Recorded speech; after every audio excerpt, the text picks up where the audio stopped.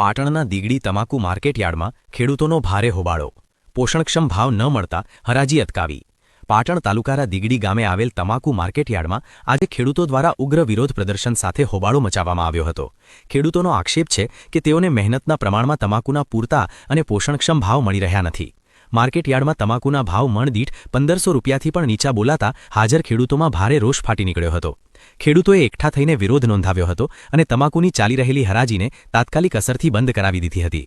આંદોલન કરી રહેલા ખેડૂતોની સ્પષ્ટ માંગ છે કે તમાકુના ભાવ ઓછામાં ઓછા 1500 રૂપિયા કે તેથી વધુ આપવામાં આવે, જેથી તેમનો ખેતી ખર્ચ નીકળી શકે.